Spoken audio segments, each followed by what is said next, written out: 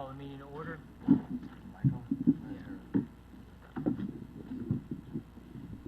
This is the September 12, 2017 meeting of the Town Plan and Zoning Commission for the Town of Fairfield. First item on our agenda is Bills and Communications, the meeting minutes from August 22, 2017. Everybody have a copy of that? Yep. Mr. Chairman, I was not present last meeting, but I am caught up on the tapes. Okay. Anyone else miss? Same with me, actually. Same? You're all caught up? Yep. Okay. All the regular commissioners are all up to speed? Yes. Okay. So we have two vacancies, or not vacancies, but absences, Commissioner Kennelly and Commissioner Ford. So Commissioner Corcoran and Commissioner Grauer, you're both sitting. Yeah, you just have one. You just need one for Mr. Kennelly. One for Kennelly. Who's up? Mr. Corcoran is right here. He's right here. Oh, Commissioner Kennelly is here. He's here. Sorry about that, guys. So we have a full slate. Yeah. That's true. So with that, I'd like to make a motion to approve the minutes. Motion to approve by Commissioner Alessi. Seconded? Second by Commissioner McAleese. I have noticed one typo on the top of page 2 in 2031 Reading Road. Is the word approve, voted to approve. It's missing a P. The letter P. All right.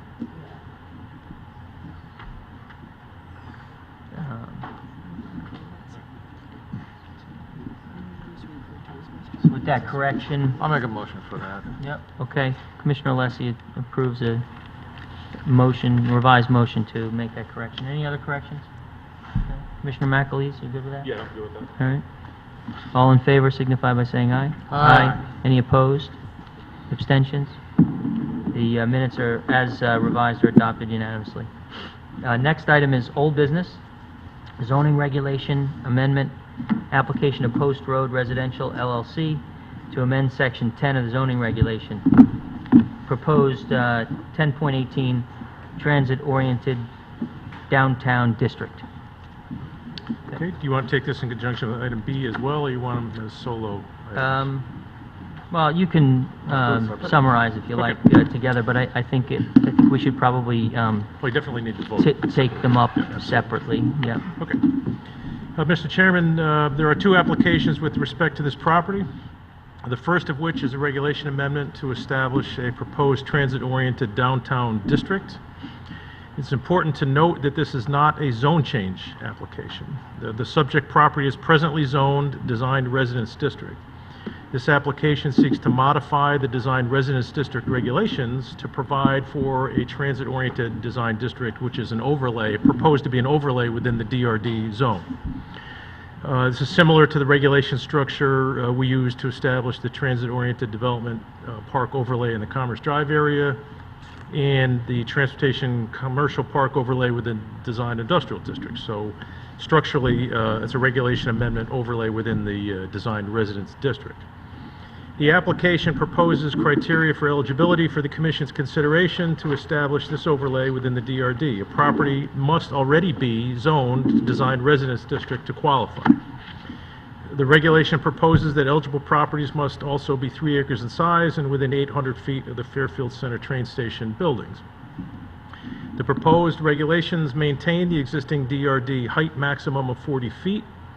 Setbacks from the street and property lines are proposed at 15 feet, which is a reduction from the current DRD standard of 30 feet. Lot coverage is proposed to be increased from 20% to 50% with no total floor area maximum. The dwelling unit density is modeled after the Commerce Drive area transit-oriented design district regulations at 50 bedrooms per acre. And there's also a similar requirement that we have there that 10% of the units be below market rate at 80% of area median income. Parking is proposed at 1 space for each 1-bedroom unit and 1.5 spaces for each 2-bedroom unit, plus visitor spaces equal to 10% of the total number of units. The standards for consideration of a regulation amendment are similar to those for a zone change. Number one, is the proposal consistent with the plan of conservation and development? Number two, does time, experience, and responsible planning for contemporary or future conditions reasonably indicate the need for the proposed amendment? Number three, have circumstances in the neighborhood changed substantially to warrant the requested amendment? Number four, has it been demonstrated that the proposal is warranted and would serve the general health, welfare, and safety of the town? Number five, does the proposed amendment promote a level of development that would serve to protect property values in the neighborhood and enhance the community? And number six, would the proposed amendment permit a level of development that would increase undue traffic congestion? The applicant's detailed narrative and presentation outline their position on the consistency with the POCD and the justification of increased density near the train station. These include, but were not limited to, policies encouraging increased walkability to the train station and to the downtown. And under our housing section, apartment development should relate to facilities for shopping, transportation, schools, recreation, and parks. There was traffic testimony indicating that the greatest impact would be on the southbound Umpqua Road approach to the Post Road intersection, with a 14-second increase in delay in the left-hand turning movement in the weekday AM peak hour. That reduces the level of service for that movement from level of service B to C. Testimony from the neighbors was a mix of both support and opposition, with the boards of both adjacent condominiums supporting the application. We also heard from some neighbors initially opposed, but now not opposed or supportive of the proposal. There was some discussion about the increase in density and whether that warranted an increase in the percentage of affordable units to be required. In rebuttal, the applicant agreed that increasing the percentage of affordable units from 10% to 15% under their proposal would be manageable. The applicant also agreed to limit the size to maximum bedroom count of 2 bedrooms per unit. Their language says 3 bedrooms, and that was done because there was some concern over how the loft and the third floors or second floors of some of the units would be interpreted, even though that the building and health codes do not consider those to be bedrooms. So, the applicant seeks approval to establish the TODD overlay for this parcel in conjunction with the design requirements of the regulations.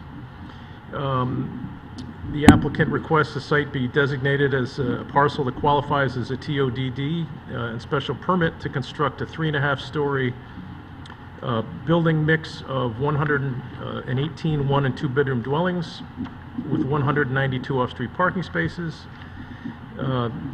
Their narrative indicates that the site qualifies as a TODD under their proposed section 10.18.3 that has a lot area 3.219 acres and is located within 780 feet of the train station building. The applicant proposes to construct a single 3.5-story building with a total floor area of 137,095 square feet. The building will consist of a total of 118 units with a mix of 81 1-bedroom units and 37 2-bedroom units. In total, the building would have 155 bedrooms in conformity with the proposed density under the proposed amendment. The site will contain a total of 192 off-street parking spaces. 152 of those will be located below the building, 40 parking spaces on the main level alongside in the rear of the building. There was an inland wetland approval for this project granted in March of this year. As part of the building construction, to create the basement parking, the grade of the property would be significantly lowered on the site, in their view, lessening the visual impact of the building. The applicant has proposed to redirect significant amount of stormwater runoff through a proposed drainage system towards the Mill River watershed and away from the Pine Creek watershed, which is currently overburdened in our downtown. The second part of the application, again, is the special permit, and the criteria for that review is found in section 25.7.7.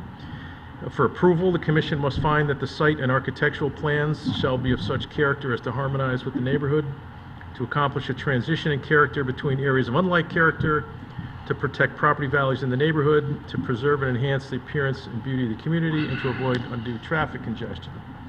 From the special permit perspective, Should the applicant move forward, should this application move forward, we would require some modifications or revision to the affordability plan to identify the location of the affordable units within the project and to provide the appropriate deed restriction language. That is my presentation for now, Mr. Chairman. Okay. Chairman? Thank you very much. Can I have a motion? I'd like to... Motion to deny? Did you recognize him? Well, he jumped right in there. We have a motion to deny by Commissioner Barrett. Does anyone? Seconded by Commissioner Kennelly. Commissioner Barrett? Yeah. I'll lead off. The application is I think you reviewed. need to turn your microphone on. I think it is. I'll talk a little louder. It is on, actually. It's okay? Okay. So the application is for 118 units. Our regs allow 22 units on the subject property. And if, building a DRD there would also need to meet our special permit regulations. So this application is for 5 times the allowable density. And the way they want us to get us to allow this is by creating a transit-oriented development district. Now, speaking just to the first application, in my years on the commission and the planning sessions that we used to have, and, in interaction with the public, I've never heard a single mention from any commission member, staff, or any member of the public that something like this is needed downtown. The district created in the Commerce Drive area was a result of a multi-year study with consultants, gathering input from stakeholders around the community, elected officials. Here the application wrote the proposed regs tailored to the needs of the project. So the property's in the design residence district, which is true. I'm not saying residence isn't an appropriate use for the property, but if we look at our most recent DRD approvals, there was a project on Thorpe Street that actually complied with our regulations for density. It was 58 units on 6 acres. The condominiums near Bed Bath & Beyond were built. That was 14 units that complied.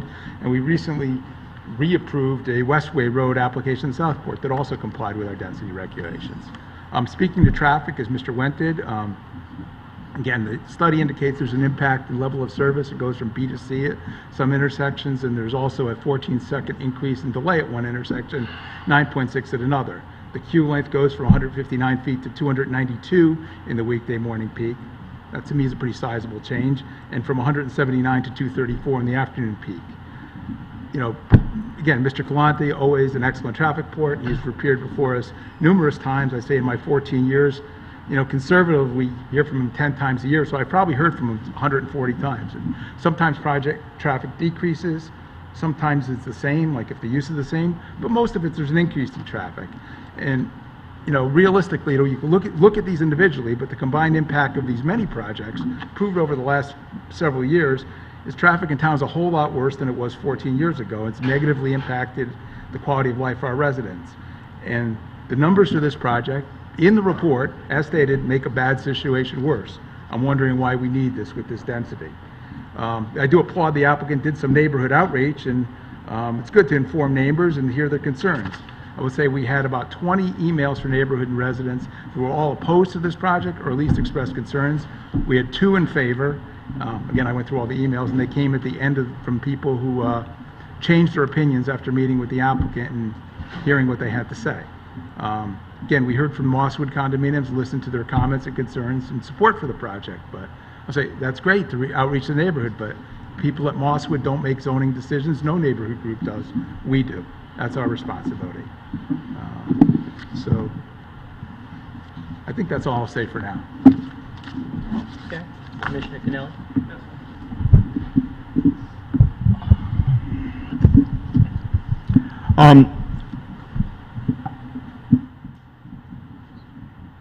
I'll look at this in two. I'm going to kind of ask my colleagues to look at this in 2 ways. First, obviously through the lens of the TOD and what you'll be approving. It is significant. I've served on the commission for 10 years, and Commissioner Barrett's has served for 14 years. As he mentioned in his written remarks, TODs, transit-oriented development districts like this, are normally the product of the work of the commission and planning sessions that take time. And why? Because you need the stakeholders to look at this. You need the community to look at this. I would absolutely, as written, you would need to change parcels within this TOD to a DRD. But we certainly have been comfortable in the past commissions have been in making zone changes like this if there was a rationale for it. So it's not as though that need to change to DRD somehow isn't something that would stop other development inside this TOD, and consider what you do have. As you may know from questions to staff, there's an additional 30 acres in this TOD right now, which are not part of either the train station parking lot, Tomlinson Middle School, and the 2 existing condominiums and the petitioning applicant. 30 acres, which could be added to by simply expanding the TODD. Some of you may recall our deliberations regarding the the Granville Thorpe project, where we discussed the possibility of, could we look at, instead of a main collector road, we could look at, a set of properties that we want to convert to residential going to on a main collector road. Why not just maybe expand the TODD for properties that might be appropriate for residential?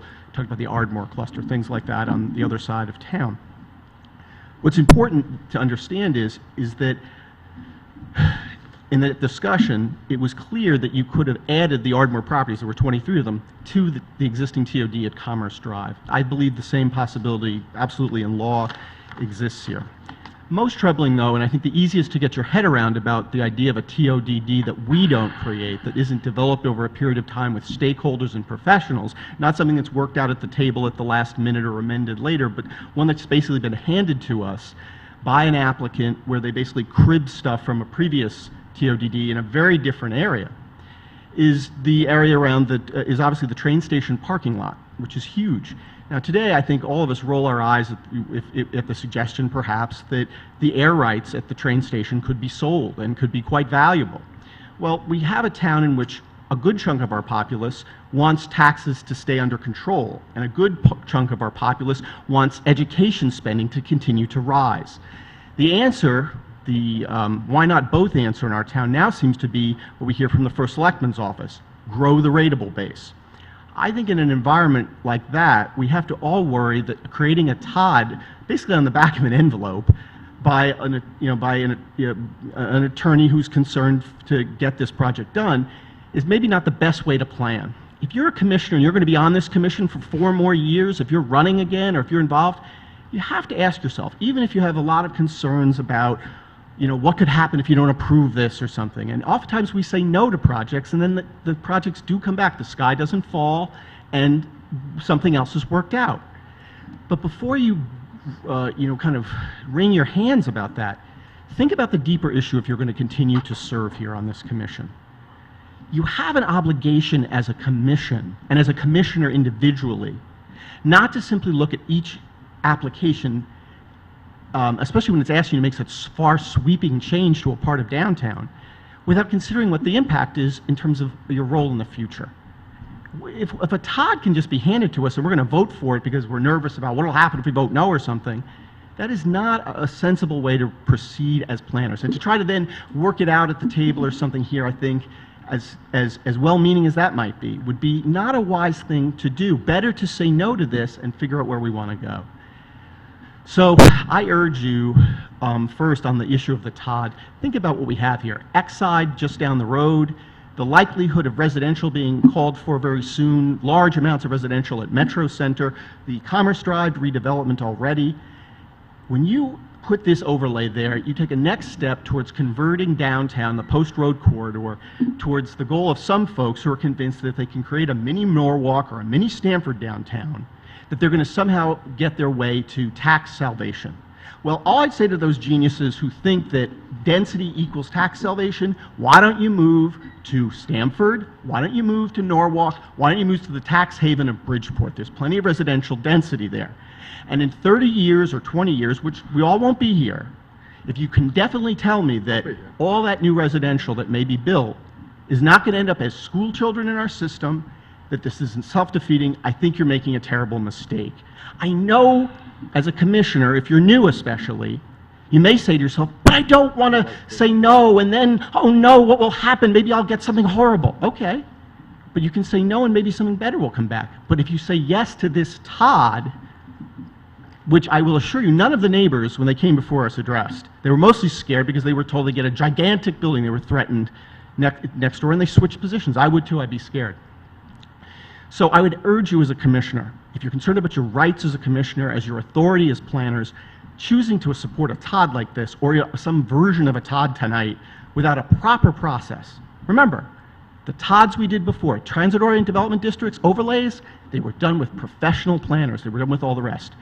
You will hear folks say to you, the town can't stay in amber. We're going to lock it away.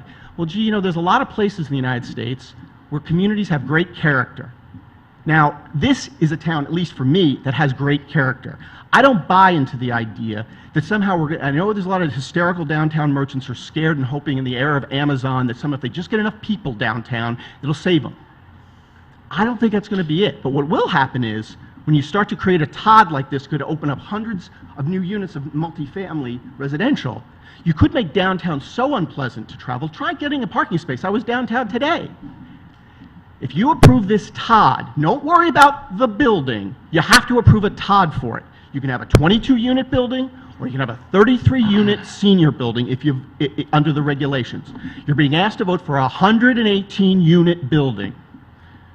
But you're also being asked to vote for this Todd, which we as a commission didn't openly develop. So if you're worried about being treated with respect, if you're a commissioner who worries your voice isn't heard, you can't then simply accept either this Todd handed to you on the back of an envelope, cobbled together from a Todd that's all the way across town. Does anyone think that this area is like Commerce Drive? I don't think so. So that's my take on the Todd. It's bad planning. I haven't seen any examples, and I'd like to spend a good long time in a planning session seeing APA examples of where suburban communities that converted to heavier density in their downtowns had great success. Then I'll crack the amber gladly and change things. But any of you who have to be asked, who are running again for this commission, you know, about the League of Women Voters, why are you running? I'm looking to maintain the character of Fairfield. You put enough downtown density between Exide, this Todd, and what you're going to get at Metro Center and Commerce Drive, you're going to have a very different town. And I'll tell you, I believe, and I'm glad to hash it out, looking at other communities, that the 12,000 households that aren't close to downtown, will more and more abandon downtown. It won't be a savior for any merchants. So I urge you on the Todd, for your rights as a commissioner, for the good sense of planning, and for the fact that it's just not sensible, I think, to not approve this. Okay. Now, regarding the building, Well, let's Okay. take one. Okay. So I believe it was my intention to, as I mentioned, to take each one at a time? Okay, fine. separately. I'm glad to do that. If we're going to let this rise and fall on the Todd, and no one else will make the, I'll just say this. In the last, Mr. Chairman, with all due respect, when we discussed Granville Street, I was happy then, for example, to do the amendment. But I will only say this. If we're really only going to focus on the Todd in this vote, I will happily stop and not make my points now. But any commissioners who then begin to use the building and the application as the rationale for their Todd, No. I would just say, I think you would rule them out of order. I totally understand, and if, you know, we bleed over your entire, you're going to say, you'll have your chance to say your piece. I believe that, Commissioner Barrett's, your motion to deny was with respect to the Todd, correct? Absolutely. Yeah, okay, so, you know, that's what's on the table, right now, so, and I understand. I would just say last thing to you, Mr. Chairman, and that's simply that if you're handed something that's small on this commission, small thing, and someone asks you as the chairman and we as the commission to rewrite it for them, I would only remind you that oftentimes more than not, you've rolled your eyes in disgust, that people shouldn't just come to our table and ask us to fix those things that you view as defective, and I'll leave it at that. Yeah, all right, very good, thank you very much. I certainly have comments, but Commissioner Alessi? I'm just going to say I appreciate my commissioner's comments, but I will not be supporting their denial. And that's it. Well, you know, so anyone else? I mean, I certainly have some response to that. I mean, I don't disagree that the proposal as written is not acceptable. Is my mic? I think my mic is on. No, you can't hear it.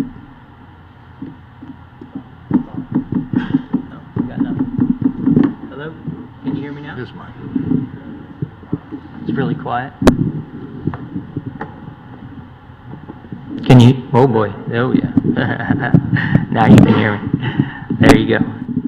So, no, I don't disagree with the comments regarding the proposed TOD that was submitted by the applicant here. Certainly, the unlimited nature of the regulation, I think, is something that is not palatable. However, I do think that there is an opportunity here to do something that is good for the community and good for downtown. I worked with Mr. Wendt. You want to give me those? Yeah. And you know, I think that if we look constructively at this, that there are some revisions that we can make here to a proposed TOD that could make this much more palatable to this commission. And I disagree that all of the changes to our regulations have to go through the kind of charrette and process that you have described. And I'd ask the commissioners to take a look at what I've now circulated. So what I've done here is made some changes to the scope of the proposed TOD. The changes include a reduction in the units from a maximum of 3 bedrooms that were proposed to a maximum of 2 bedrooms. The required 3-acre minimum lot size applies only to those parcels which exist as of the date of adoption of the regulation. That would restrict the number of parcels to which this proposed TOD could be applied today and in the future. It would require that the development on the proposed parcel be in more than one building and with no building less than 40% or greater than 60% of the total floor area of the project, excluding the structured parking. So any proposed density that would be permitted under this revision, which I'm hoping you'll take a look at, would require at least 2 buildings of approximately equal size. It would provide a maximum unit cap of 90. So, you're both Commissioner Barrett's and Commissioner Cannelli, you both stressed the application of 118 units being, much too big. I don't disagree with that. I think that 118 units is too big. But I think that 90 units on a 3-acre parcel within the defined zone, which the proposed regulation put in front of us, given the other restrictions on the proposed TOD, would provide a palatable structure for the kind of building that we're talking about here. Would require further landscaping. The original proposal did not, and requires a conceptual plan. I would also ask you to look at the parking. The revision that I've put in front of you increases the required parking from 1 space to 1.5 parking spaces for all units. I would urge everyone here to take a look at this revision that I put in front of you. There are changes that are occurring, and if we don't take the opportunity here to be constructive about this, then I do hesitate about what the alternatives are. That's clearly a factor here, and we do have a local applicant here that is interested in developing the parcel in a way that has been presented to neighbors and has garnered the neighborhood support. I know there certainly were some opposition that we heard. There was some opposition that we heard. But you've got the major stakeholders, adjoining landowners. I'm not talking about the proposed building, I'm talking about the Todd. Because those comments in support of the application included support of the Todd. You can't have the building without the Todd. So, you know, those neighbors who came and expressed support were supporting the development of the proposal, and that includes the Todd. So, you know, I am remarking about that.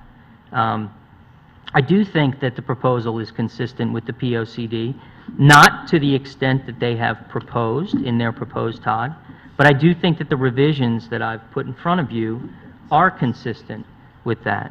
The walkability, the mix of different types of housing units and so forth.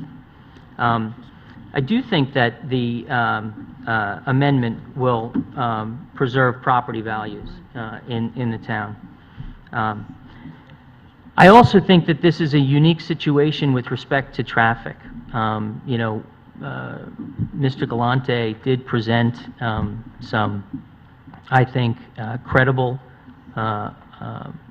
positions and evidence about the nature and extent of the use of the of a proposed building within the Todd, being adjacent to the train station and the walkability and the proximity to downtown. And I think we all should take a really hard look at how we can work constructively to develop this area of town. You know, I won't get into the other aspects of the building. There are some issues there, and some of those, namely, and we can get to that if we need to. But you know, number of built-out handicap units. And some other tweaks to the plan. But what I would urge us all to do is to look at this revision that we've worked on, which narrows the scope of the Todd, caps the number of units at a more manageable number, requires there to be more than one building, generally of equal sizes, limits the applicability of the Todd to only those 3-acre lots that are in existence at the time of the adoption of the regulation, includes other things like landscaping and the like. And if we can pass the Todd, this revised, more narrow Todd tonight, we could look at the proposal. It wouldn't comply with this revised Todd tonight, but we could consider that and condition some approval of that on them coming back with a revised plan that is, that meets the requirements of the revised Todd that we could pass tonight. All right. So, I would urge. Do you want to talk about the proposal? Yeah. We're talking about the proposal that I just circulated. Yep, here we are. Commissioner, How can we pass this tonight without a public hearing? Yeah. well, so I'll speak to that. We do this with frequency. A proposed regulation cannot be expanded without a further public hearing. But we are within our legislative capacity to revise a proposed amended or new regulation more narrowly. So all of the things that I've suggested in this proposed revision make the regulation more narrow. There are more restrictions. It caps the number of units. It requires other items to be included in a plan. So I am comfortable, I'm confident that the revisions that I've suggested here in this proposal are consistent with that, such that we could take up the modification that I proposed without having to have another public hearing. All right? Okay. No. Okay. So you want to go next? I'll Commissioner Francis. Now, this was discussed with totally you? Totally, who discussed this? These are your suggestions? These are, yes, those are, I worked with Mr. Wendt to develop some revisions to the plan based upon what I was looking at and concerned about in terms of the overall size and scope of what could be built under the proposed TOD that the applicant submitted.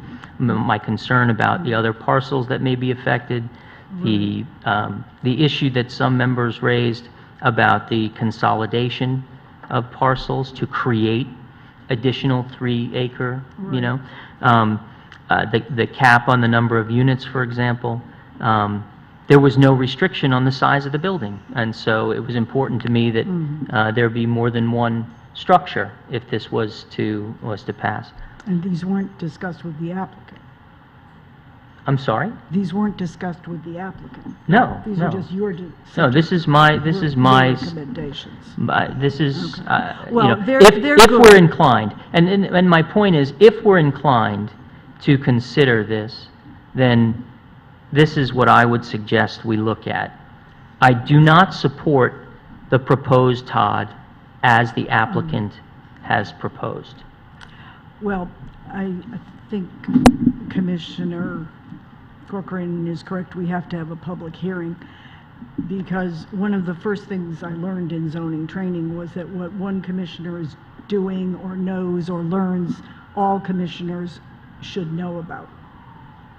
So this is fine that you're presenting us with this, and people may want to modify it, but I don't think we should vote on it without a public hearing, because it's radically changed.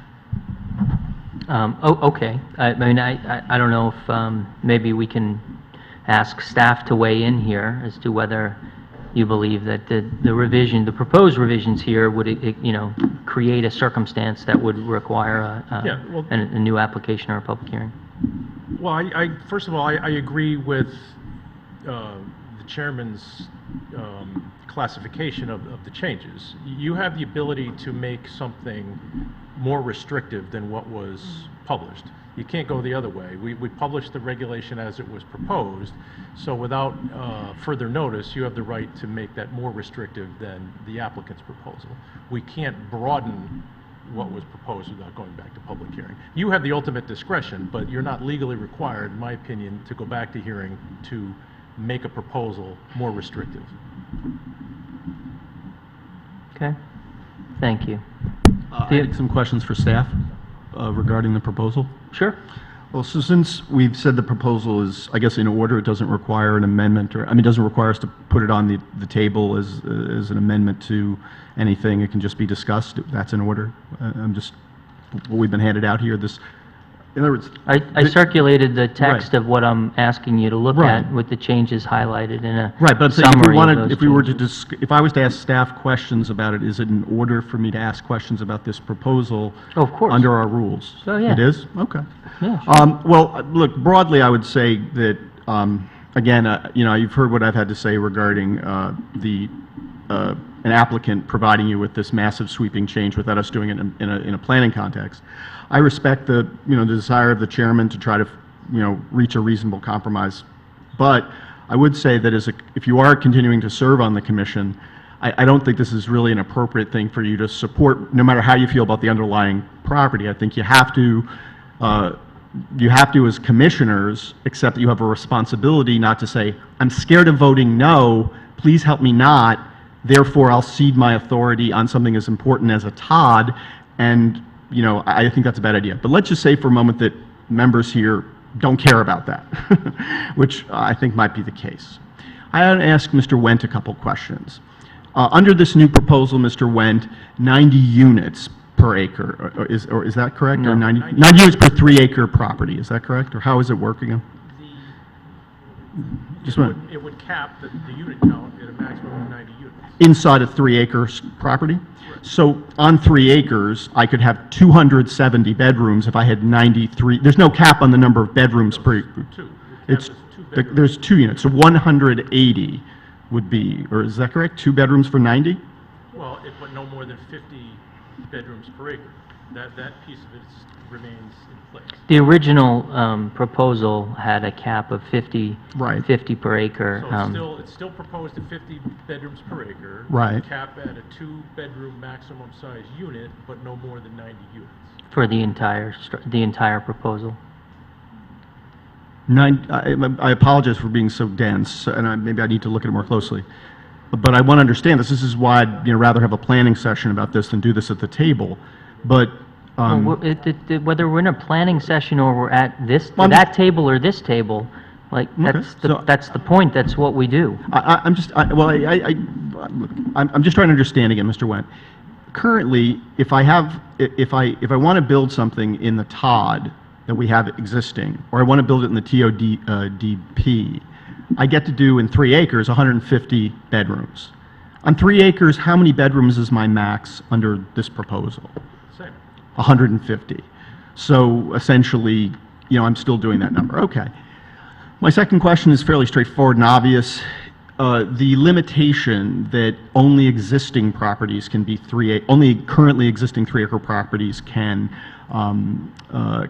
be part of the TOD. That could be reversed by a future commission who chose to edit the TOD here. Is that correct? Of course. So there's no cap, so that could change.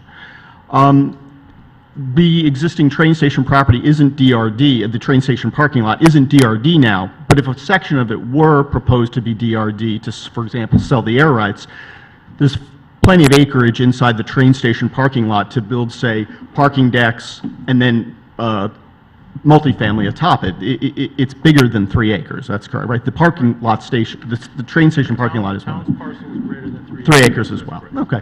Well, anyway, my sense is that, first off, I applaud the chairman for, as always, trying to do what he can to try to, to reach solutions. I think ultimately that's the goal of any chair, and that's a great thing.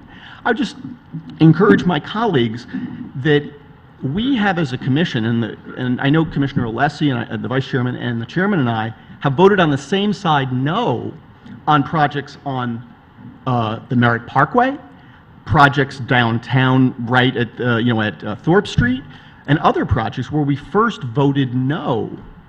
A proposal later came back that was a sensible fit, or at least closer to a sensible fit, and in the intervening time, there was time to kind of look and see what would be appropriate, what could be worked out or something like that. So all I'd say is I wouldn't be, if I was a commissioner, I wouldn't be afraid to say no if you're uncomfortable with the building, or I wouldn't be afraid to say no to this TOD if you're thinking a little bit about whether you really care whether you're a town plan and zoning commissioner. Because if you're a planning commissioner, these ought to be the things you want to be a part of, not something that's presented to you here, and in the space of the executive session, you're asked to approve without really thinking about it. Again, the past TODs, as both myself and Commissioner Barrett, who've served for 14 and 10 years here, were approved only after lengthy buy-in from the community and professionals and all the rest. So.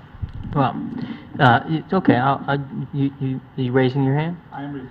Okay, sure. Well, Yeah. no, I can respond to that. I would like to respond to that, but go ahead, and if you've got some other comments, I'll respond to the both. I mean, it's good to sometimes modify things, put conditions, but when you say we sought a compromise, I mean, I heard... Who said we? Who said we? No. You used the word we. You No. used the word we, and I don't know who the we is other than me. And I didn't say compromise. I did not use the word I compromise. heard the word compromise. No, no, I didn't. I may have said that I applaud. All I'm saying is Well, I he applauded me. He applauded me for trying to reach Well, a compromise. Whatever it is, this is... I didn't use the word compromise. Well, this is not the way we do things here. That's all I was saying. I mean, we can express what we think is a good density. Like, if we want to start talking about that, I can throw out some numbers based in regulations where I could see this going. Again, we say it's 22, but yeah, if it's senior housing, it could be 33. Hey, you know what? We just passed a rule that said if you do a DRD anywhere in town, you can get a bonus for doing 20%. Why is this 10%? For affordable housing, We already were talking about doing that, codifying things within our existing regulations. Look at the underlying zone. The underlying zone here, I think, is A, and that's what caused it to be 22. Well, if it was something like design industrial, well, then it's 10 units per acre. We have another thing where you're talking about 17 units per acre. There are places in our regs that suggest a certain density. Nothing accept the Commerce Drive one, suggest anything remotely like this. And the fact that you or Mr. Wendt or whoever else came up with a number like 90 is something I think, we need to discuss. I would prefer to see this, we deny the application, we lay out our concerns, maybe some of these things are legitimate concerns, go back to the application. Have them come back with an application. Maybe they're happy with 90 units. Maybe they're happy with 2 bedrooms. I don't know. We haven't had a Neither chance do to I. ask them. Neither do I. Well, But that's my proposal, because that's what I think is workable and is appropriate. And that's what I'm asking you to consider. The idea that we're just going to dismiss it out of hand because it's been presented to you in the period when we're supposed to debate these issues, I find to be a non sequitur. I don't understand why you can't consider and we can't discuss what's been put in front of you. And, we have time, right? So one of the things I'm hearing is that people might want an opportunity to look at this. Maybe some other people have other suggestions, given the restrictions and given, the way that the business is conducted. I think that if we tabled this tonight, that we would still have time if our next meeting might be the last meeting we could take it up, but is that right? You are correct that the next meeting on the 26th would be the last opportunity to vote without the applicant. Right. Well, so, I throw that out. I mean, in terms of process and procedure, if the commissioners feel more comfortable with, taking the text of what I've proposed back home with them and looking at that and for a next meeting, we have the time to do that. We could table the items one more time after having considered this, and we could come back and further debate the issues. Having said that, I would like to just address some of the other comments that were made. I have a response to each one of the points that you made, regarding Thorpe Street. Thorpe Street was zoned industrial. It had its own issues. There was contamination. There was all kinds of things that needed to be addressed in that circumstance, which took that parcel outside of, it enabled us to do what we did there, The plant factory, another example. The topography of that land created a situation where we could go back to the applicant, deny it and go back to the applicant and seek alternatives. I think we have an opportunity here to work within the context of the proposed regulation by making these changes, these further restrictions, in order to pass a reasonable regulation that would provide for the development in this area that I think is good. I seconded the motion. I'm not interested at all in seeing a tabling tonight, and I'll vote against tabling. I don't know what you feel, Mr. Barretts. No, I'm not withdrawing my motion. Nobody asked you to withdraw it at this time. Right, nobody did. Any comments from the other side of the table here? No? Okay. No. Okay. All right. Well, I guess just, and then I think, you've said your piece, and so have I. So the motion on the table right now is to deny. So my final comment would be that I would urge my fellow commissioners to reject the denial, and then I would ask somebody take up a vote on my proposal for the revised TOD, or to table it if you folks feel that there's more time that you need to consider and study what we've done. Is there any comment on that before we take a vote on the motion to deny? Yeah. Commissioner McAleese. Thank you. I've got a question. Maybe this is for staff or some of the commissioners who have been on longer than I have.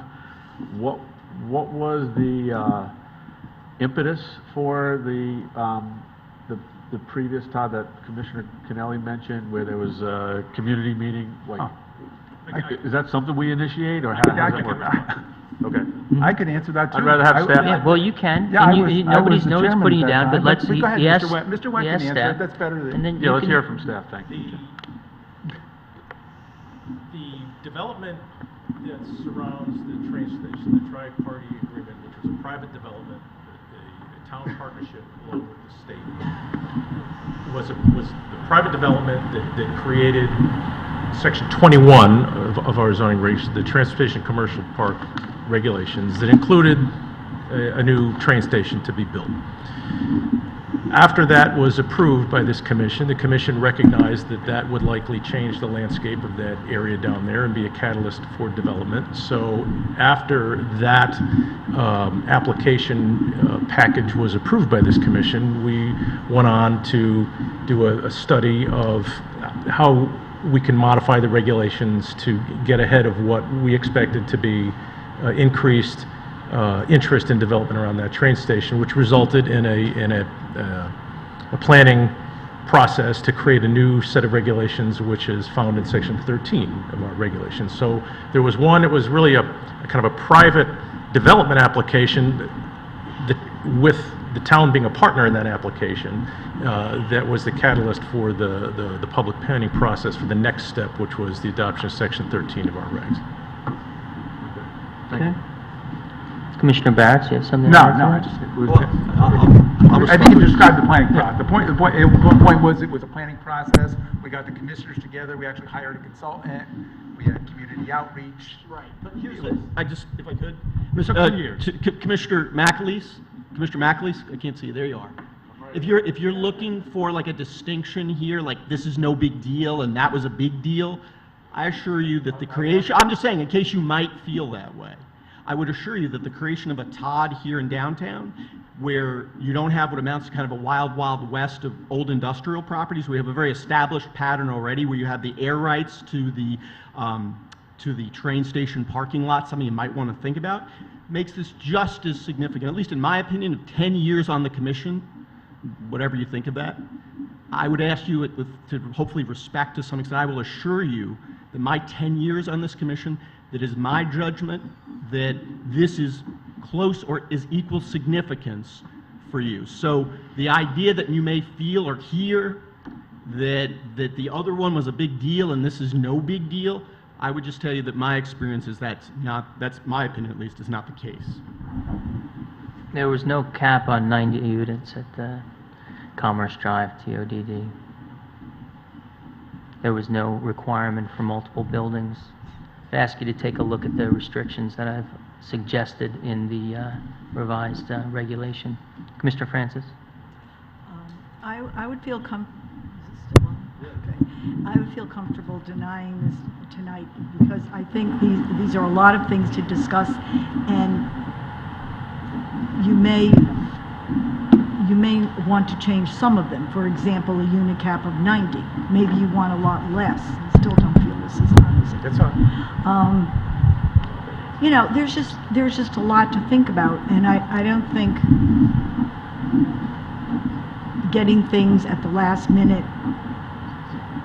As I said before, there should be clarity and communication among all commissioners, especially for something as important as this. It just shouldn't be a decision. I think we would be much safer to deny what was asked for by the applicant and then discuss what we think, have him submit a new application, maybe discuss what we think a Todd in this area should be, and then he may or may not submit an application, because he could build 22 gorgeous condos on this for $700,000 each, really.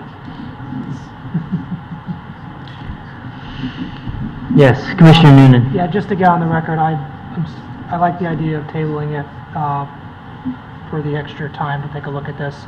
That seems to be a factor for a lot of commissioners, so it makes sense if we have an extra time to table this so we can all look at this, either add to it or at least consider it. Mm-hmm. Yep. Well, we do have the time to do that, and you know, within the process, I wanted to get this in front of you, and you know, I appreciate that, and that there may be further revisions that some people might like to suggest. So, Okay, so the motion presently is to deny. If we vote to reject the motion to deny, then the item's still on the agenda, and we can have another motion, whether it's to table or to approve this revision that I put in front of you. Are there any other comments before we take a vote on the motion to deny? Okay. A vote in favor of the motion to deny is to deny, against it, rejects it. All in favor signify by saying aye. Aye. 4. All opposed? Nay. 3. The item is denied. I have a question, point of order. Since we have the TOD underlying has been denied, can we move to the applications before us that doesn't meet the TOD standard so we can deny it and move on? Well, if you maybe waited a moment when I call the next item, I think that's a pretty simple motion for you to make. Wait a minute, we gotta redo that, hold I'm a little on. confused on the vote. I thought you had described it as we can deny the motion, but then Right. table your proposed amendment. I Yes. misunderstood what you were... So a vote in favor of the motion to deny is to deny the applicant's TOD, okay? That takes the item off our agenda, okay? A vote against the motion to deny. Did you say that was still on the agenda? I misunderstood. No, only if we rejected the motion to deny. That's why I was trying to make it clear. So those in favor of the motion to deny, okay, if that carries, I then misunderstood it's that. denied. So you misunderstood the I nature. misunderstood that, yeah. So What's the situation on that? as procedurally then, Do we need he's to- for the applicant's TOD, is what he's saying? what he's saying is that he's not for the applicant's TOD, but he wants to deny the motion to deny so that the item can be tabled so that he can study the proposal that has been circulated. Yes, that's it. right. Yes, I misunderstood. so he would like to, he misunderstood the nature of the vote. So, So, if there was confusion in the vote, you can have a motion to reconsider the vote you just took. Okay, Nothing's been published, so you Yeah. can reconsider the motion that you just I gotcha. voted. And I would like to make a motion to reconsider the vote. Okay, motion to reconsider the vote by Commissioner McAlee, seconded by Commissioner Lessie. Any discussion on the motion to reconsider? Any discussion? Okay. All those in favor of the motion to reconsider, say aye. Aye. Any opposed? Nay. 2 nays. Commissioner Francis? Any abstentions? Okay. Commissioner Francis, did you vote in favor of the motion for reconsideration or against it? So it's- Okay. So the motion to reconsider passes 5-2. So now we are reconsidering You're our back to the original motion. original To motion, deny the regulation. which is to deny. Okay? So the motion on the table now is to deny. A vote in favor denies the TOD and takes it off our agenda. A motion opposing, or a vote opposing that rejects the motion, and the item stays on the agenda, and you can move to table it. Okay? All those in favor say aye. All those in favor of the motion to deny, say aye. Yeah, we're getting to deny Okay. too, man. 3. All opposed, nay. So the motion to deny fails by a vote of 4-3. So the item is still on our agenda now. Now we need a motion. I'll You want make a the motion to... motion to approve the TOD with the draft with the draft changes to the proposed TOD as stated out by the chairman and the staff. Okay, you've made the motion. Motion to approve the TOD as revised in the revisions that have been circulated. Is anyone seconding that?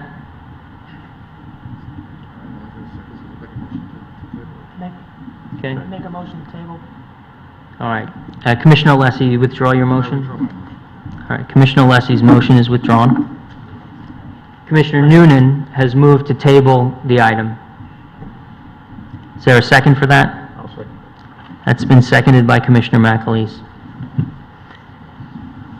Any discussion on that motion? Sure, I have some discussion on it. I'd like Sure. to say that you can wiggle for 2 more weeks, but if you are going to cede your authority as a town plan and zoning commissioner and not take up things like Todd's with the full force of the commission, not handed to you by applicants who basically get them, who crib out with the work of a completely different neighborhood, and then you then go ahead and, under the cover of a tabling, say you'll take what you're handed by the chair that's worked out to keep this going, you're really not a plan and zoning commissioner. I don't know what you are, but my Why do point you is... feel the need to attack every one of the commissioners every time you speak, whether we're scared, or we're running for election, or we're stupid, Can you or just now say- we're not willing to table? Why do you always have to attack us?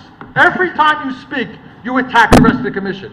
Keep the comments to the motion. No, and the no, I application. won't keep the I'm comments. tired of hearing you I know. attacking us. Hey, you know what? I'm tired of you intimidating behind the back of this commission, talking to people. We're trying to developers. We're sick of you trying to be the godfather of this commission. know Leaning what? on people and telling them how that they don't vote for stuff that's More complete. attacks. More That attacks. you don't. Commissioner no, not Kennelly. attack. Or Come on. approve. You don't want to hear Please, it. point of I wanna order. hear it. Point of You order. raise your voice at me, and I'm not going to back down. Yeah, We don't need a godfather on this commission making deals with developers, committing them, then committing the rest of the weaker commissioners here. It's disgraceful. Commissioner Kennelly, This project is wildly larger than our zoning. A Please. proposed Todd that please from a lower your developer. voice. Please, Sorry. a little So bit of I'll gladly decorum do here. it.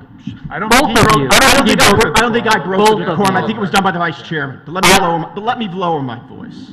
Yeah. I would Thank you. just say to you, in response, that brokering deals with applicants and also convincing through threats of, when you'll get some giant affordable housing just to jam through some project that's 5 or 6 times the established zoning, and to do it by having the commissioners who've never even sat in a planning session say, oh, sure, whatever.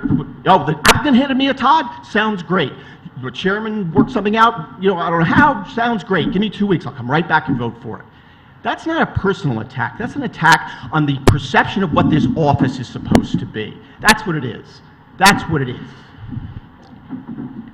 I'm going to refrain from responding to that, okay?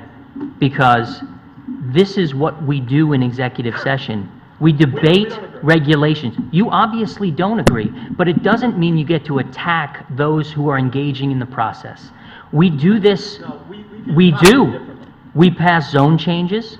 We debate different amendments to different things that come before us all the time.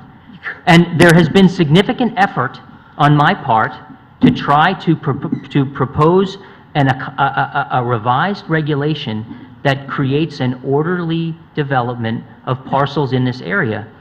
You may reject it, but it doesn't mean that you castigate me for trying to do something constructive, okay? And that is what Commissioner Alessi was reacting to. I wasn't okay? castigating you at I all. didn't. You I wasn't did. You castigating did. you at all. No, if you recall, you used the word compromise. I said I applaud you for looking for a compromise. I might not agree with the methodology used, but I appreciate that. That's always ultimately the goal. All I'd say here, one last time, is that Todds are not, a Todd is a significant change. And commissioners who blithely vote for something like this, to me, don't understand. But or why do shrink you their think duty. they I don't are think that is blithely wrong doing business. it? I don't think we need to attack. I think we're just rehashing this. You Look, I think we're are, wasting you our time. are, So I'll and say you're this. suggesting that commissioners who don't actually feel the need to voice lengthy No, that they're because they doing got- it blithely. Because they got phone calls from you or Commissioner Alessi telling them what you're doing. I mean, this is absurd. It is, This is borderline. You called me, for God's sakes. You called me and threatened me about this application. My Wait a God. minute, Commissioner Does anybody Barrett, else get calls? Come on. Commissioner Barrett, Oh, yeah. Commissioner Barrett. This is Number wrong. one, hold on a second. Number one, I did not threaten you in any stretch of the imagination. I tried to engage you in a substantive discussion about what I had in mind in terms of the regulation and proposals that I was seeking to institute here. I'll tell everybody what you said if you want. Yeah, you should. You should, if you feel the need, because I'm not afraid of anything I said in that phone call. We are absolutely entitled to speak directly, one-on-one, outside of executive session. And I take umbrage with the suggestion that I crossed any line or threatened you in any way with anything. You specifically said, I don't agree with the application, and I specifically said, I'm trying to engage you on the issues, I'm trying to discuss with you my ideas, I'm interested in what you have to say and your reaction because I respect you and your experience on the commission. Do you remember me saying that? I remember you saying that. Did I threaten you in any way? You said that you knew that the applicant was going to sell the property immediately if we denied it. He said it in the public hearing. You said that you knew that he would come back with it immediately, that he wouldn't accept the denial, and you said, do I want to be responsible for putting a 5-story building by the downtown? Where No, that's all they I would didn't see. say you. I said I don't. I said I don't. No, you said do you. I'm pretty sure you said do you. Look, here's- Just like I you didn't. said we before. I remember the pronouns. And the applicant himself. You really want this said- on TV? Said specifically, you know what, you guys started it. Look, okay? Yeah, no, Jerry started yelling. I was Look, happy with just. here- I'll letting agree it with you away. there. Look, Okay. if members of this commission who are still signing off on this stuff don't see where this is leading, I don't get why you run for the job. If you don't see where You know what, this is. this is now unproductive, but I gotta tell you, the idea that you're taking my phone call totally out of context and accusing me of threatening you in some way is absolutely ridiculous. Absolutely ridiculous. I know. Crying out loud. The motion on the table is to deny. No, it's to table. The motion on the table is to table. Thank you. I apologize. Any further discussion on that motion? All in favor, say aye. Aye. Raise your hands, please, so I can see. 5. All opposed? Nay. 2. The motion to table is passed 5-2. Next item is 333 Umpqua Road, request for determination for qualification as a transit-oriented downtown district and special permit application of Post Road Residential LLC pertaining to 118-unit residential development in the designed residential district. I think we heard the summary from staff, and based on the motion to table the first item, can I have a motion? Motion to table by Commissioner Alessi. Second by Commissioner McAleese. I don't think we need much further discussion on this one. All in favor signify by saying aye. Aye. Raise your hands, please. 5. Opposed? 2. Motion to table is passed 5-2. Next is 3155 Easton Turnpike, special exception application of Sacred Heart University for conversion of use from office to university use in the design research and R3 zone. Okay. The university proposes to convert the west building of the GE campus to university use. No occupancy of the east building is proposed at this point. This application is a projection of the university's plan for the next 4 years, which is their foreseeable future for this site. This is an interior fit-up only. No exterior alterations are proposed. The uses anticipated for occupancy are the College of Education, which is currently located in Trumbull, the university business offices, and the School of Art and Design, also both located in leased space in Trumbull. The Public Relations Department, which is on a portion of the main campus, and the Campus Information Technologies Services. The considerations for approval of a special exception application are found in section 27.4 of our regulations. They include the location, type, character of the buildings and structures shall be in harmony with and conform to the orderly development of the town or neighborhood. The nature and locations of the use and buildings shall be such that there's adequate fire protection. The streets serving the proposed use shall be adequate to carry prospective traffic, and provision shall be made for entering and leaving the site without creating undue hazard or congestion. In this case, as you well know, we are dealing with existing buildings that have been occupied since 1973. There's no new construction here. Only the proposed use is changing. The summary of the traffic report indicates that when compared to the former GE occupancy, weekday morning weekday morning peak hour traffic will be reduced by 177 vehicle trips. It will be increased by 98 vehicle trips in the afternoon peak. Both of those counts include the anticipated shuttle bus use here. Overall, the adjacent intersections will operate at acceptable levels of service. That's all I have, Mr. Chairman. Thank you very much. Can I have a motion? Motion to approve? Motion to approve by Commissioner Kennelly. Second by Commissioner Noonan. Thank you. Okay. Commissioner Kennelly? I'm supportive of the effort to redevelop this property as one parcel. I very much support the work of the university. I think it's a crucial, broad value in terms of planning to our town. I think the health of Sacred Heart is going to be very important to the health of the Stratfield and North Stratfield communities. Regarding this proposal, I at least was sanguine with the presentation's conclusion that what they were presenting would be for the next 4 years and that they would come back to us down the line after 4 years about what they wanted to do. I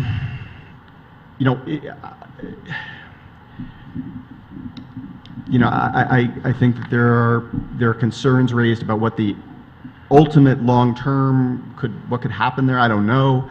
What I do know is what was proposed for the next 4 years seemed reasonable to me, and so I'm supportive of it. Commissioner Noonan, any comments? Okay. Anyone else have anything else to add? Before you vote, Mr. Chairman, we just need to clarify who's participating. We had commission as to who's caught up and who wasn't at So we have a full slate of regular members. Does any of the regular members were absent, did not? No. Commissioner McAleese? You're up to speed? You watch the tapes? Okay, so everybody's up to speed and on the matter. Good. Thank you. Okay. I agree. The proposed use was consistent, it's good application. We don't know what's going to happen with the rest of it, but they're going to have to come back to us. So, all in favor signify by saying aye. Aye. Any opposed? Okay, the item is approved unanimously. Next is 1950 Bronson Road, special exception application of Edelkeen to establish a dance yoga studio in a portion of an existing building in the neighborhood design district. Okay, this matter is before you pursuant to section 12.5.17.5 that establishes dance studios as a permitted use in a neighborhood design district, subject to a special exception. In addition to the special exception criteria, the commission must also find that the proposed yoga studio is a use permitted under the dance studio umbrella. We use the words dance studio, so you need to make a finding that a yoga studio is akin to a dance studio. The proposal is to occupy 863 square feet of a portion of the former liquor store that relocated to an adjacent parcel. The classes typically will have from 5 to 10 clients with a single instructor. The considerations, again, for a special exception are found in section 27.4. Location, type, character of the buildings and structure shall be in harmony with and conformity with orderly development of the town and neighborhood. The nature and locations of the use of the building shall be such that there's adequate fire protection, and the streets serving the proposed use shall be adequate to carry prospective traffic without causing undue hazard or congestion. That's all I have. Thank you. Can I have a motion?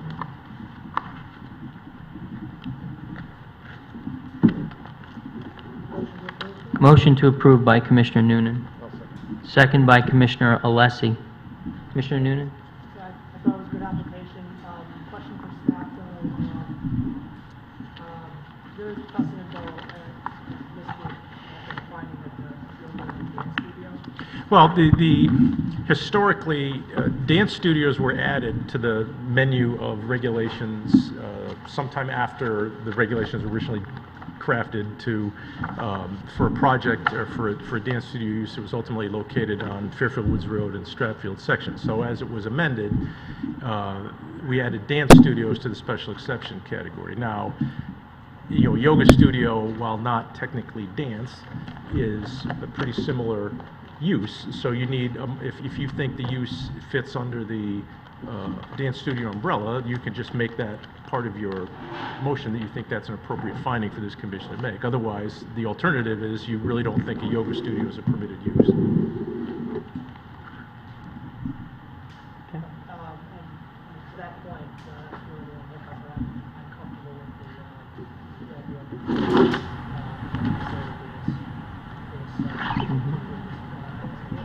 Right. Thank you. Yeah. I think that's fair. I mean, that really is the only thing I think that we need to consider in terms of the overall application, if we're comfortable with that. I'm comfortable with that. Any other comments or questions on this application? You need to use your microphone. Commissioner Francis? Just to the point that I was explaining, the question was a yoga studio and a dance studio, and what Commissioner Noonan was suggesting is that it's his opinion a yoga studio falls within the umbrella of a dance studio is a kindred use and therefore permitted. Okay. You have something, Commissioner Barretts? Nope, not on this one. Any other comments? Okay, the motion on the table is to approve. All in favor signify by saying aye. Aye. Any opposed? Abstentions? The item is approved unanimously. Next is zoning regulation amendment, application of the Hull House Group LLC to amend section 12.5.5 of the zoning regulations. Okay, similar to earlier, this is a two-part application. The application seeks to amend section 12.5.5 of the regulations, which currently limits residential use in the neighborhood design district to no more than 50% of the total floor area of a building. The proposal seeks to modify the regulations so when there is more than one building on a property, the residential use may be limited to 50% of the total floor area of all buildings on the site rather than 50% of any single building. The existing restriction that residential uses not occur on the ground floor and that a building may have no more than 2 stories devoted to residential use are not proposed to be amended. During the hearing, the applicability of the proposed regulation was questioned in terms of how many properties in all the neighborhood design districts this may apply to. We did conduct an inventory of all the existing conditions in the neighborhood design districts, and there is, aside from the project site here at 1960 Bronson, there is one other location on Station Street in Southport that presently have more than one building. The standards for consideration for a regulation amendment, as you've heard already this evening, are number 1, is the proposal consistent with the plan of conservation and development? Does time, experience, and responsible planning for contemporary future conditions reasonably indicate the need for the proposed amendment? Have circumstances in the neighborhood changed substantially to warrant the requested amendment? And has it been demonstrated that the proposal is warranted when served the general health, welfare, and safety of the town? Does the proposed amendment promote a level of development that would serve to protect property values in the neighborhood and enhance the community? And would the proposed amendment permit a level of development that would increase undue traffic congestion? There was a special permit component to this as well that proposes dormer additions, conversions to the 2nd and 3rd floors of one of the buildings. If you want me to proceed with that explanation, I will, and you can take them up. Why not? You're in the middle of it right now, so why not just go ahead and summarize Again, that? there was some question about the height calculation of that building. There's 2 aspects to the height issue. The one that was addressed at the hearing was the overall measurement of height. We measure height. Firstly, like I said, the existing height of the building is non-conforming for the zone. It's 32 feet 7 inches. The buildings were built under prior zoning classification that allowed 40 feet. We measure height to the midpoint between the main eave line and the peak of the roof. This particular proposal, the dormers do not modify the main eave line nor the peak, so the overall height is not increasing as we measure height. The second aspect of this issue is whether or not the dormers increase the non-conforming status of the building by adding area of the building that's exceeding that height of 30 feet, even though the overall height measurement does not change. Section 2.8.1.1 of the regulation says that no non-conforming use of a land, building, or other structure shall be enlarged or extended to include any other building or part thereof which is not subject to the non-conformity. So under this provision, it can be fairly interpreted that any new construction must be limited to the 30-foot maximum height.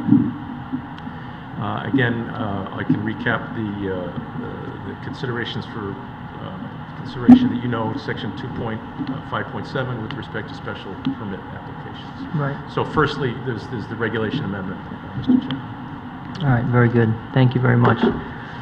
So, again, I do think that we should take these up, one at a time. The first is the zoning regulation. Can I have a motion on that? Motion to deny. Motion to deny by Commissioner Kennelly, And I'll second it. second by Commissioner Barrett. Commissioner Kennelly? This is a variance that was too expensive to fight, so our regulations are being asked to be changed. At least that's what I heard in public testimony about this from the attorney for the applicant. Increases in existing nonconformity. It's, in my view, I just would think I don't think it meets the standard for a change, and so I urge my colleagues to deny. Thank you. Commissioner Barrett? Yeah, I agree. This is the Neighborhood Design Business District, and think about our districts. We have 12 of them throughout town. The most notable, just because they have a name to them, I think, are Southport, Greenfield Hill, and Stratfield. Maybe Tungus Hill also. You don't see big buildings in those, and now you really don't see it because we passed a regulation in 2013 that limits the size of any building to 14,000 square feet after a complete inventory was done. This, it's not like this property is really overlooked. They have two good-sized buildings there. I mean, our regulations say you can have, commercial on the ground floor and residential on the second. You're not supposed to have more than 50% residential. Our regulations really don't envision three-story buildings in there. I realize this is a unique situation because they have two on one property, but I don't really think it warrants a zone change. I mean, I think if you put residents... It's not a zone change, it's a regulation. Regulation change, right. I'm sorry, I apologize. But, yeah, I mean, a regulation say you could put residents on the second floor of one or both buildings, but, you can't put all in one and have more than the 50%'s a rule. I mean, that's a reg. The 14,000 is a reg. I don't see why it should be changed for this. I understand there's a relatively unique situation, but it seems to be more of a variance than a regulation change just to accommodate this one property. Any other comments? Commissioner Francis? This is a design neighborhood business district, and I don't think there's really a need for residential. I think it would be better to have a business office up there, especially requiring a change like this. Okay. And I was upset by the neighbors who testified that this addition would be too high and provide views into their homes. They don't live there for that. Right. I won't be supporting this. To be fair, just in response to, the regulations do allow 50% residential. Yeah, okay, all right. Anyone else? Yeah. So, I also am opposed to the regulation amendment, primarily because, and not to get too far into the weeds of the application for a special permit, but there were errors in the data accumulation plan. The height of the building being listed at 40 feet, it was wrong, and the applicant really didn't have an answer for me in terms of the authority for, allowing the construction of additional dormers above the 30-foot height. And as we heard from staff, that would result in an exacerbation of a pre-existing nonconformity. So, I mean, the regulation amendment is being driven by the applicant, the application for the special permit. Without that, which they can't do anyway, then there's really no need for the zoning regulation amendment for many of the reasons that my other commissioners voiced. So, that's my logic. Anyone else have any comments? Okay. The motion on the table is to deny the zoning regulation amendment. All in favor signify by saying aye. Aye. Any opposed? Abstentions? The zoning regulation amendment is denied unanimously. Next is 1960 Bronson Road, special permit application of the Hull House Group LLC for an addition and conversion of a portion of an existing building to residential use in the neighborhood design district. Can I have a motion? Should be simple. Motion to deny. Motion to deny by Commissioner Barretts. Second by Commissioner Kennelly. Shouldn't be much discussion necessary here. It should fail based on the In the absence of the regulation denial of the amendment, it's regulation not- amendment. All in favor signify by saying aye. Aye. Any opposed? Abstentions? Right, the item is denied unanimously. Next is compliance is 27 Unquow Road, also known as 15 Unquow Road, application of Andrew Servetus to expand an existing food service use into a portion of an existing building, Las Vegas Lounge in the Center Design District. Okay, this property is located on the westerly side of Uncle Road, just above the Community Theater Building. There's multiple buildings on the site. There are two buildings that front on Uncle Road, but the site goes all the way through to Sanford Street. The tenant in the middle on the Uncle Road frontage is Las Vegas Lounge Coffee Shop. The floor, you do have a floor plan in your packet that's color-coded. The floor plan indicates the existing layout in the light orange and blue colors on that floor plan. The proposal behind this, those storefronts, was for years the owner of this property had a workshop and storage building. If anybody in this town has ever met the late great Frank Somm, knew that he made revolutionary drums back in there, but he's since passed. The applicant is looking to expand into about a third of that vacant space in the back to create more patron area, which is shown in the yellow and pink colors on that color-coded floor plan. This expansion of patron floor area would require 21 additional parking spaces under our regulations, for which a variance was granted by the Zoning Board of Appeals on July 6th of this year. The vacant space, already covered that. No change to the Uncle Road frontage is proposed. It's all interior work into a rear portion of the building. That's all I have, Mr. Chairman. Okay. Thank you very much. Can I have a motion? Motion to approve by Commissioner Kennelly. Second by Commissioner Alessi. Commissioner Kennelly. Looking at it, I think it works. I urge my colleagues to support it. Okay. Commissioner Alessi? Same? Very good. Any other comments? Seems pretty straightforward. Commissioner Francis? Excellent business. I'm delighted to see it expand. Excellent. Any other comments? Motion is to approve. All in favor signify by saying aye. Aye. Any opposed? Abstentions? The compliance is passed unanimously. Next is 1591 Post Road. Compliance application of Peter Cummings on behalf of the French Family Realty Trust to change the use of a prospective second-floor addition from retail to residential use in the Center Design District. Okay, you may recall that the conversion of the prospective second floor to 2 residential units was denied on June 27th of this year on a 3-3 vote. There were concerns about compliance with the window sizes on the floors. This application has been repackaged, and I will direct you to primarily sheet A9 that details the glass area. The upper floor windows have been made shorter. And to help you visualize that, because it's not really, when you look at the full elevation, it's not evident when you look at it. I trust the measurements on there, but I prepared kind of a side-by-side comparison, kind of a cut-through there was a separate document on your table there, so you can see the reduced height of the window size there. Bottom line is, on that sheet, the upper floor windows are area of 88.88 square feet. On the lower level, if you exclude the diagonal side panels, the window size totals 91.4 square feet, and if you include those, it's 108 square feet.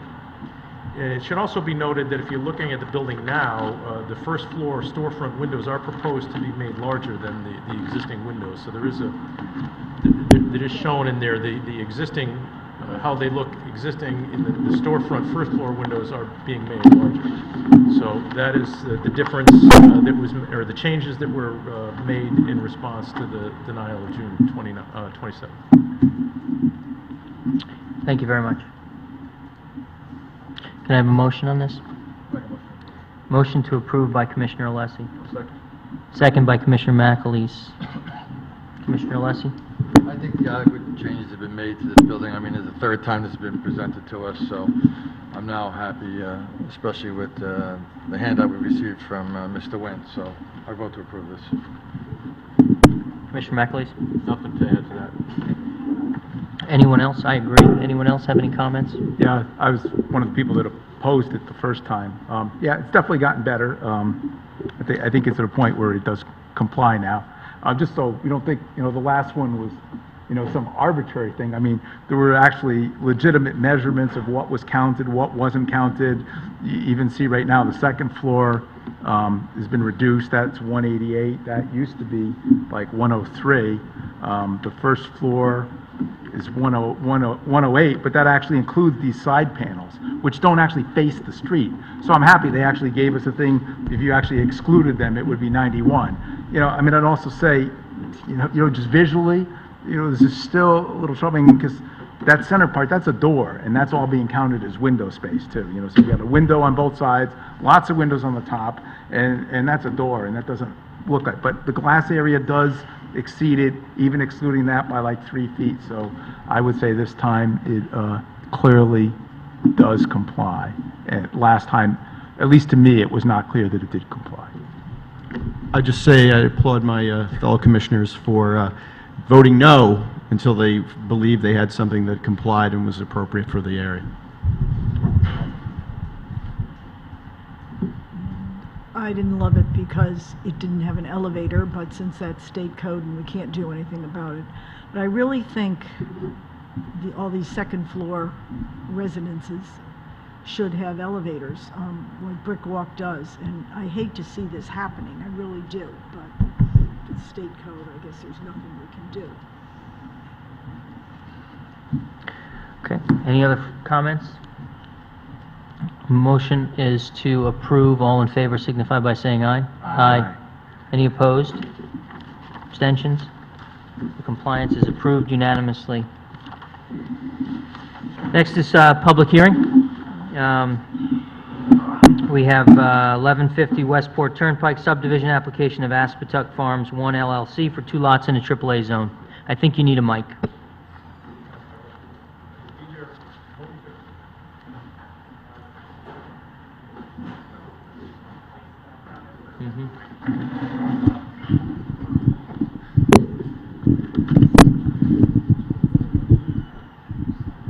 Good evening, Mr. Chairman, members of the Commission. For the record, my name is John Fallon. I'm an attorney here in Fairfield. I am pleased to be representing the applicant this evening. With me on behalf of Aspatuck Farms 1 LLC is Mr. Mike Vessels. Mike is the managing member and, in fact, the party of interest. Also with me is Mr. Tom Nelson of McCord Engineering. He'll be here to answer any questions you might have. It's a very straightforward application. This is a piece of property that is almost 11 acres in size, 10.662 acres. It's located in the Residence AAA zone. The plan that we present to you and that has been approved for an inland wetlands permit by the Conservation Commission, the Inland Wetlands Agency, calls for 3.66 acres of the property to be dedicated as open space. And that most certainly complies with your regulations. Secondly, we are also placing an additional 6.93 acres under conservation easement, as shown on the map that you received. So of the 10.662 acre parcel, 4.35 acres will in fact be maintained as open space and or under conservation easement. You have in your material a memorandum from Laura Pooley in the engineering department dated September 1. She confirms that the drainage as designed, after working in collaboration with Mr. Nelson and his colleagues, meets the engineering department's requirements for stormwater attenuation, etc. She also points out in her memorandum that any work proposed on Route 136 will require a permit from the state of Connecticut. That is true because 136 is a state road. You should have in your package, and for this record, a letter from the state of Connecticut Department of Transportation, District 3, dated September 6, 2017, that confirms the approval of this plan that is before you by the state DOT, including the location of the proposed driveway. Each of the lots obviously has 200 feet of required frontage. We are proposing a common driveway, although we are in compliance with section 5.2.1 because we could in fact place 2 driveways at that location. We chose not to do that for 2 reasons.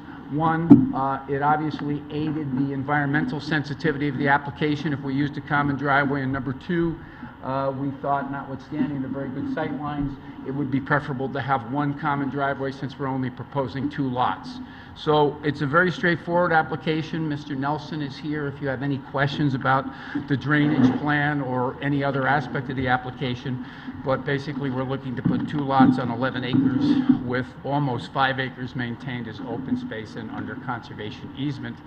And we had a meeting a long time ago with neighbor representatives, so they were aware of our proceedings, and they had an interest in making sure that it was carefully reviewed as it was by engineering for purposes of drainage, and the drainage is boot and suspender thanks to Ms. Pooley and Mr. Nelson's efforts. So we'd be pleased to answer any questions that you might have, but we'd hope you'd look favorably on this application.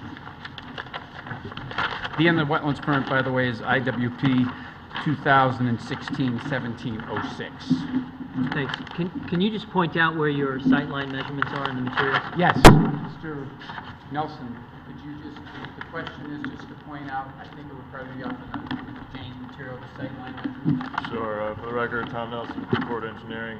The sightline measurements, there is a separate sightline map that was submitted to DOT. I don't think you have this one in your packet, but just for visualization, we have approximately 300 feet to the south and approximately 600 feet to the north.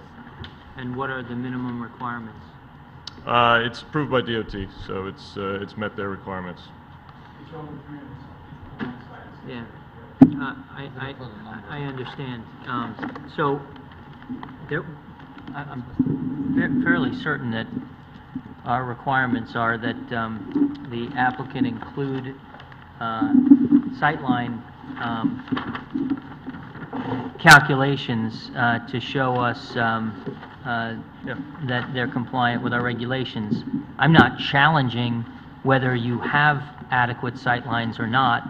I'm looking for you to confirm that the calculations are in our record so that we can approve the regulations. I appreciate that, and they are, we'll make that. Well, they're not, because that's not in our record. Be happy to submit that for public record tonight. Okay? Now, part of the requirement is that you identify what the minimum is necessary and what is available. I'm asking you, as part of the record, to make the record what the minimum requirements are, so that you could possibly just submit that. Because right now, if that doesn't identify what the minimum is, then that's incomplete. So if you don't know offhand, or if we can't get it and we can't put it on the record, then it's not in the record. We can do that. Can you first of all, indicate what the sightline measurements are that were referenced to this exhibit as documented by this exhibit? Certainly, for specifically 304 feet to the south and 602 feet to the north. You also have, for your record, I think Mr. Wendt has received a letter today from an email from Laura Pooley confirming that she was in receipt of the state's approval with regard to this. This is a state road, and that was inclusive of the sight lines. And this application, as documented by the letter received, which is part of your record from the state, dated Is that Route September 136? Yes. Yeah, so it's a state That road. meets the requirements of the state, and you also have an email of today from Ms. Pooley confirming the receipt of the state Right. letter and indicating that the sight lines Okay, I are just wanna- satisfactory to her based upon the confirmation by the state of this state road. So I didn't see a letter from Ms. Pooley in our packet. Do we have, is that in our packet? That came to Mr. Wendt today. And so I would just need then what the minimum requirement is for these locations, for these driveways. And that's why Under, we went to trouble to get the final approval from the state. okay. The letter of September 7th. And I would also, I would also point out, Mr. Chairman, that I think under, if it were a town road, Right. the standard is 200 feet. I believe it was, The standard is that it's approved by the town engineer, so the town engineer does a so you have sorry. both in this Yeah. case. You have a letter from the state approving it, and it is a state road, and you have an email, as Mr. Wendt will say, from Ms. Pooley acknowledging the state's approval and indicating in so many words that they're satisfied, we're satisfied. Okay, well, that's fine. I haven't seen that. Okay. This, I can make copies of this. I thought this was in your packet. Perhaps it was not. It may have come in after the packet. If I did not forward that, I will. What's not in Laura's this afternoon's email says that since it was approved by the state, she's presuming they addressed the sightline issue. I can follow up with the state inspector who covers Fairfield that emailed this to me to confirm for this commission what their sightline consideration was, and that this drawing, which it's going to be submitted for the record tonight, we don't have, to make sure that they're satisfied that this sightline is adequate. And then you'll have the whole record, because this is the drawing that the state reviewed, and the letter of September 7th. Very good. I just need to make sure that our record is satisfied. I appreciate that, Mr. Chairman. That's really it. Very straightforward, and has had a very good application in terms of, I think, environmental sensitivity. At one point, there was a proposal that we looked at for conservation that had 3 lots. We reduced that to 2. Basically, that's what allows us to create the conservation easement and extensive open space areas. Good. Does anyone else have any other questions for Mr. Fallon? Commissioner Francis? I think we should be more cognizant of the fact that we get things ahead of time in our package, not last minute like this. Who's going to plow the driveway? It's a driveway. It's going to be, there'll be 2 lots. There'll be a maintenance agreement between the 2 property owners who will be responsible for maintaining the driveway, including snow plowing. It's a driveway. It's not a public street. Right. But that leads to a lot of problems. There will be, on the land records at the time of the conveyance, a standard maintenance agreement, shared arrangement by the 2 property owners to maintain the driveway. Okay. Thank you. Okay. Any other questions for Mr. Fallon? Okay. Thank you very much. Thank you very much. Any members of the public wish to be heard on this application? Going once, twice? No? Very good. Okay. Mr. Fallon, hearing no public comment, I'm sorry, Mr. Chairman. I'll close the public hearing. Thank you very much. Very good. I'll close the public hearing on this item. Next is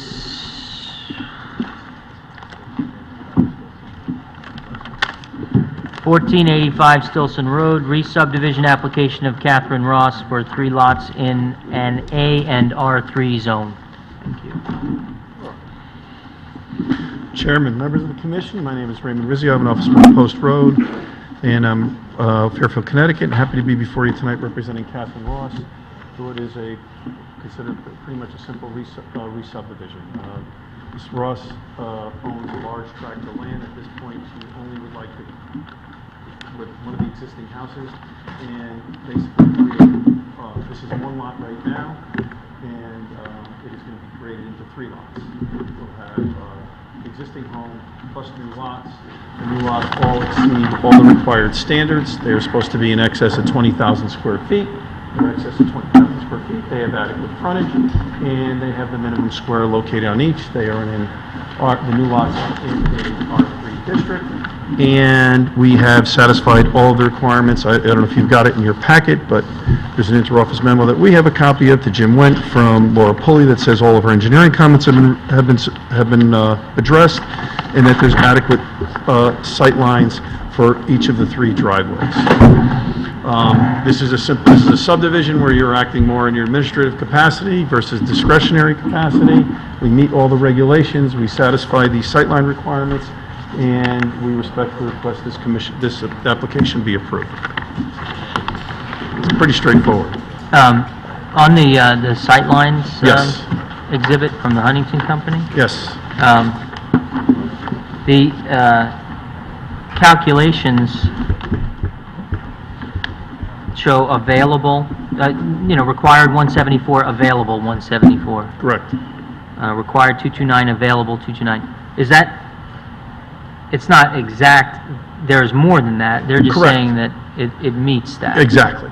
And that's, So- and I think Laura put that in her comments. Yeah, Sightline analysis indicates driveway placement has adequate sightline distance for both lots. That is in a memo dated today, I believe. Well, dated, I'm at August 29th. I apologize, at least what I've got a copy of. I don't know if you want, I can hand those out. got it. Nope, I see it now. The handwritten note, Yes. got it. Sightline analysis indicates transit. Good, okay. I'd be happy to address any questions. As I said, this is a pretty straightforward application. Does anyone have any questions for Attorney Rizzio?